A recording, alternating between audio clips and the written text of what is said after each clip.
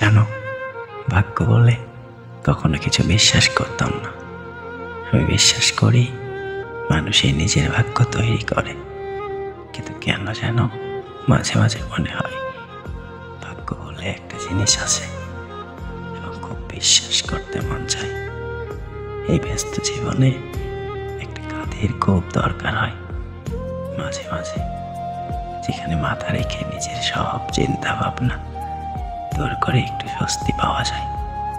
একটা হাতের খুব দরকার হয় যে দুঃসময়ে আমার হাত আলতো করে চেপে ধরবে, যেন নীরবে বলে আমি আছি।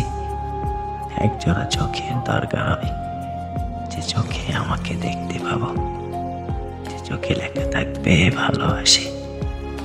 এর সবই তো ছিল তোমাকে নিয়ে আমার, তবে কেন কাঠটা সরিয়ে নিলে আমার মাথার নিচ থেকে?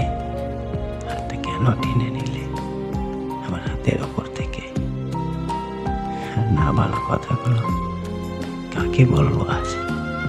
সেই কথাগুলো নিজের খুনসুটি চাপা রেখে তুমি শেয়ার করলে তোমার অনুভূতির কথা, জানালে তোমার দুঃখগুলোর কথা, কিন্তু প্রশ্ন করলে যেগুলোর কোনো উত্তর আমার কাছে ছিল না।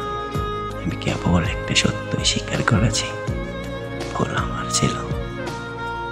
আর তুমি আমার কাছে এই মুহূর্তের জন্য মূল্যহীন ছিলে না, কিন্তু তোমার কথার বিষয় আমাকে নিয়েছিল না।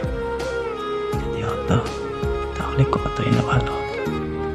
আমি জানতাম, আজ আরো ভালোভাবে জানলাম তুমি আমাকে আর ভালোবাসো না।